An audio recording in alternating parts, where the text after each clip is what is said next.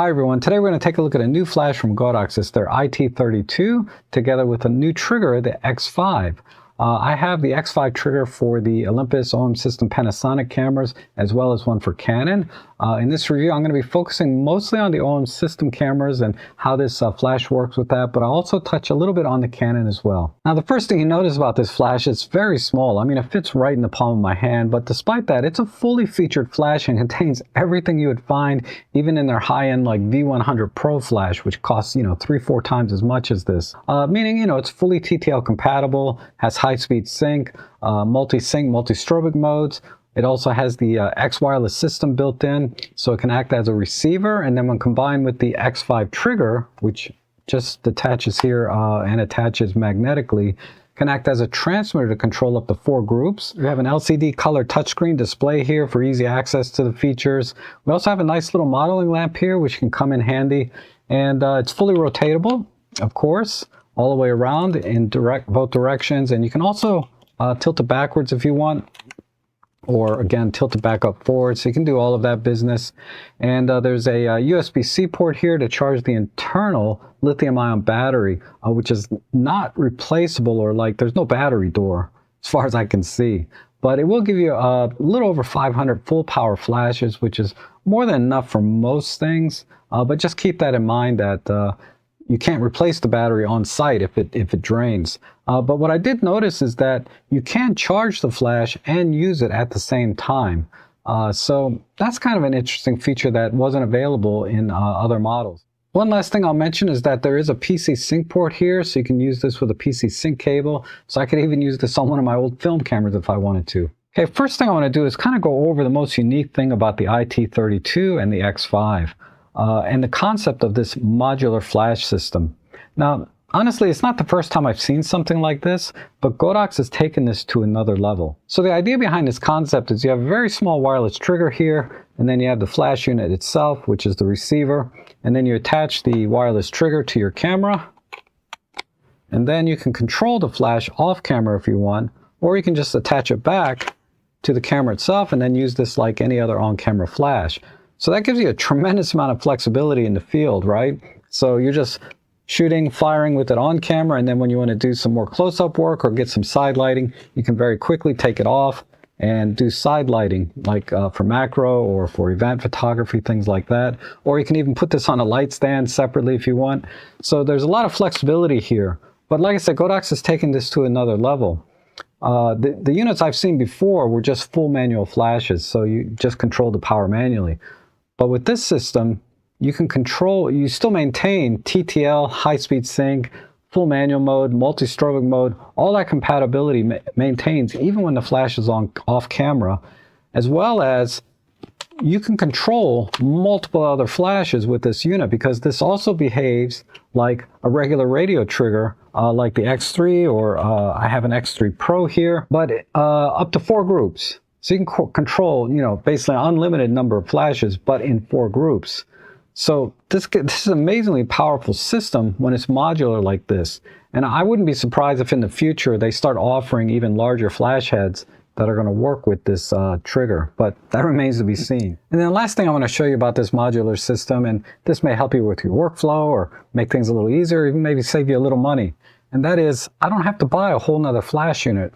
I can just buy this little trigger here, and it doesn't even have to be for the same brand camera. I can buy one, for example, for a Canon. And now instead of buying a whole nother flash unit, if I want to use a flash with my Canon, I can just take this and pop it on here.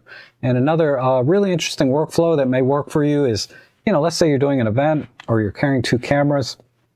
Typically I'll have like my 12 to 40 Pro on one camera, and then I'll have maybe like an 85mm prime on this one. So I got the 2 cameras hanging off of me, and I want to switch the flash over to this camera. It's very simple. I just pull it off of this one, stick it on there, and now I'm shooting with my Olympus, and then I can very quickly switch back. And we're good. So not only is the flash already kind of compact, lightweight, now you don't have to have flashes on both cameras. You can just swap this flash as needed, and it just lightens up your overall, workload here when you're out in the field. All right, let's talk about some of the use cases for this flash, things you might be considering. And, it's a small flash, so it's not going to light up an auditorium, but it really has more than enough light to use indoors and in some studio situations. And on more specific applications like on OM System cameras, like for focus stacking and bracketing and high-res shot mode, the flash performed very well. So for example, for fill light, look at this shot here. Basically, this is an ambient light shot. I didn't use any flash at all. And then in the next shot, I just used the flash directly where I just pointed it forward. And you can see the camera TTL mode did a great job filling in the shadows and illuminating my face, but also bringing the exposure down so you can actually see through the window and what's going on back there. So flash is great for doing things like this. And then also, because the flash can tilt up like this, I bounce the flash off the ceiling, and there's also a little diffuser panel with a bounce card here to keep the catch light in the eyes. And using the ceiling as a giant softbox, you get a nice soft light and a much more pleasing image for some. No problems there. I mean, the TTL is about as reliable as your camera's TTL is, which is most of the time it's fine, but sometimes it's off. I didn't have any problems whether I was using the TTL on camera or off camera. I was getting very consistent results, although I've heard some people say that, they were getting overexposed shots when they were using the flash off camera, but I just wasn't able to duplicate that. Now, if you want to use the flash off camera, it's very simple. You just pull the flash off, and then it actually defaults into TTL mode. So if you want to use manual, you have to go into the screen and change it. But here's a shot, again, just a regular ambient light shot of these flowers. And then here's a shot with the flash shooting directly straight ahead. And then this next shot, I actually took the flash off camera and just held it up over my left shoulder and pointed the flash down, and I got this nice side lighting. And if you want to get a little bit creative, you can simply just add a snoot to the flash. And I just use these can coolers, and I cut out the bottom, and this becomes my snoot, and this keeps the light from spreading.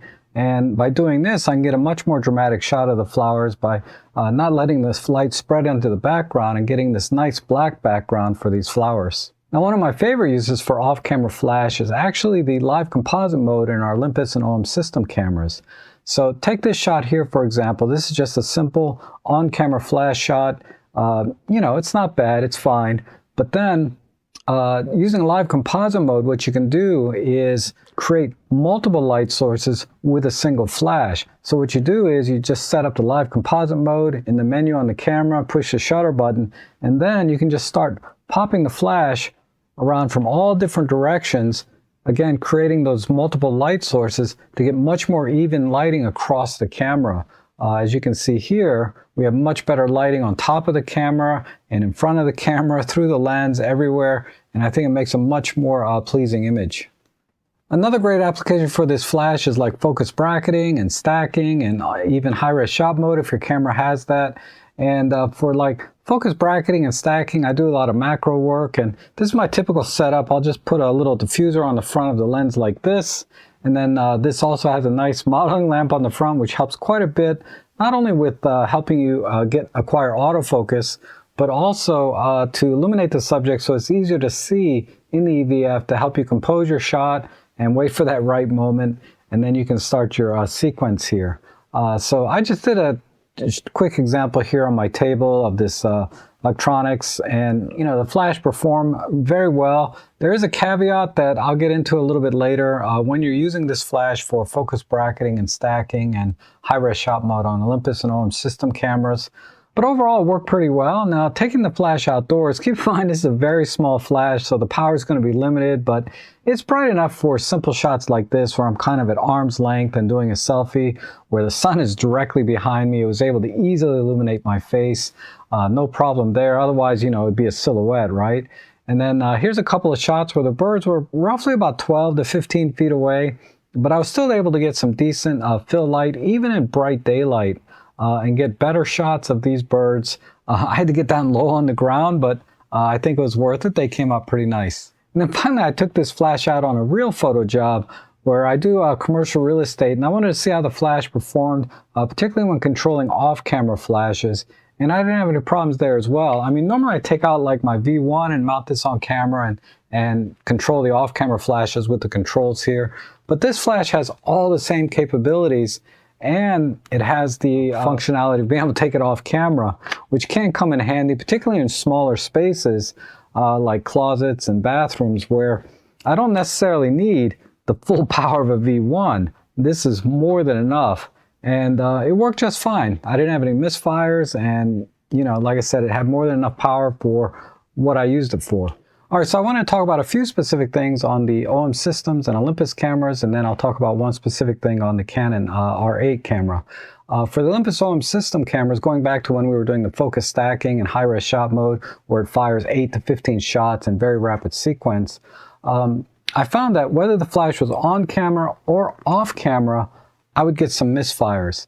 And that's because the flash doesn't seem to be communicating when it's fully recycled and ready to fire again. So the camera will keep firing or taking shots even when the flash is not ready, and you end up with a few black frames and potentially not being able to stack or do the high-res shot mode. It's going to fail. So what you have to do is set the in-camera flash delay to half a second up to 2 seconds in some cases if you're using very high power like 1/1. However, most of the time you're very close to your subject. The flash power is like a 1/64 or 1/128, and you can fire off those 15 shots rapidly, no problem at all. And that was the majority of my experience, but time to time when I needed higher output, I did run into that problem. One other setting you need to make sure you set if you're getting stacking or high-res shot mode failures is the turn off the metering during continuous shooting. So it's right here in the menu here, and this is how you set it, no big deal. And you should get a lot more successful stacking in high-res shot mode. Now in the Canon cameras, you can control this flash directly through the camera's menu. So you just go into camera menu 3, external speed light control, and then you have enable, disable, some ETTL settings. And then down here, we have flash function settings, where you can actually change it to go into manual mode or multi-sync mode. So if I want to be in manual mode and do it through the menu, I just click there, and then you can see the flash changes, and I can change it back to ETTL.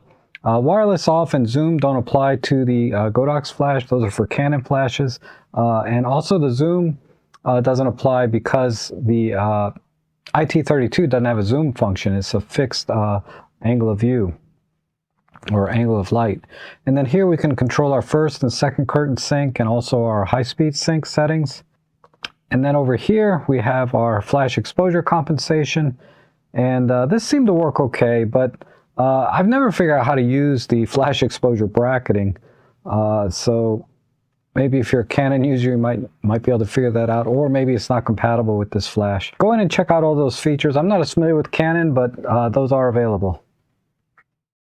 And for those of you interested in a direct size comparison between the Godox iT32 and the other TTL compatible Godox flashes, I put a little collage together here for you with the flash both off and on camera. Now in terms of light output, it comes with a guide number of 18, and in my measurements I got about 2/3 of a stop brighter than the iT30 and about 2/3 of a stop less bright than the next size up, the TT350, and a full 2.5 stops less bright than the V480. So overall, I think this is a very compact and capable flash, and I love how Godox continues to innovate and bring us photographers a variety of flashes in different sizes and features. And I think at $99, this offers a very unique value because it's an on-camera flash and instantly off camera, and it's dead simple. You don't have to worry about setting your channel number, an ID number, or group number. It's ready to go. So if you're interested in this flash, I can highly recommend it, and I'll have my affiliate links down below where you can check out the latest pricing. But I hope you enjoyed this review. Thank you so much for watching, and I hope to see you again soon.